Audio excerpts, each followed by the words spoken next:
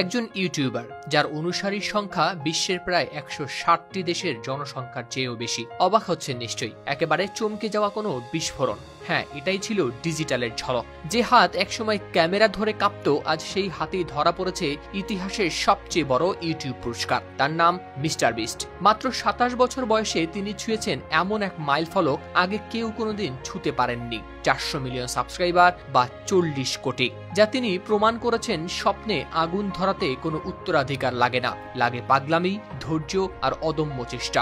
এই সংখ্যা শুধু সংখ্যা নয়, এ এক বিপ্লব, যেটা শুরু হয়েছিল ছোট্ট একটা ঘরের কোণে বসে ক্যামেরা হাতে নেওয়ার সেই প্রথম দিনে। সেদিন কেউ বিশ্বাস করেনি, তার হাতে ছিল না কোনো বড় প্রোডাকশন, ছিল না নামি ব্র্যান্ডের ছায়া। তবু তিনি লেগেছিলেন, দিনরাত কাটিয়েছেন শুধু ভিডিও বানিয়ে। সেই লড়াই তাকে বানিয়েছে বিশ্বের প্রথম কন্টেন্ট বিলিয়নিয়ার। ২০২৪ সালের ১ জুন মিস্টার বিস্ট বা জিমি ডোনাল্ডসন পৌঁছান এক অবিশ্বাস্য মাইলফলকে। মে মাসের এক সকালে ইউটিউবের সিইও নীলমোহন নিজ হাতে তাকে তুলে দেন এক অনন্য পুরস্কার, ৪০০ মিলিয়ন সাবস্ক্রাইবার প্লে বাটন। চকচকে ধাতুতে মোড়া সেই বাটনের কেন্দ্রে বসানো ছিল একটি নীল পাথর, মিস্টার বিস্টের চ্যানেল লোগো অনুযায়ী বিশেষভাবে বানানো। আপনার এসির গ্যাসের সমাধান হলো SGS ও CNS সার্টিফাইড ফোরন রেফ্রিজারেন্ট গ্যাস, যার বিশুদ্ধতা ৯৯.৯৮%। ফোরন, শান্তি যেখানে, নিঃশ্বাসে। এমন প্লে বাটন এর আগে কেউ পায়নি কখনো।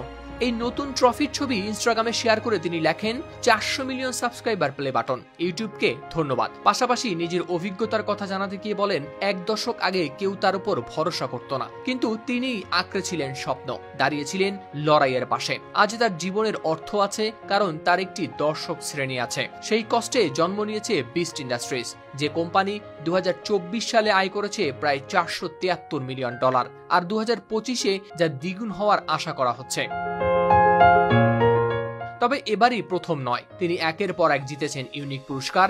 ১০০ মিলিয়নের জন্য রেড ডায়মন্ড প্লে বাটন, ২০০-তে টাইগার লোগো বাটন, ৩০০-তে এমারল্যান্ড প্লে বাটন, যেটা এখনো কেবল তার কাছেই আছে। এবার ৪০০ মিলিয়নে ফের পেলেন নীল রত্নে জলজলে কাস্টম ট্রফি বাটন, একদম ইউনিক ডিজাইনে, সবই কেবল তার জন্যই বানানো।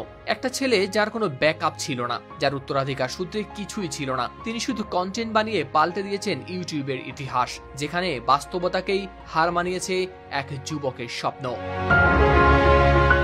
হাওলাদার শামীম, RTV।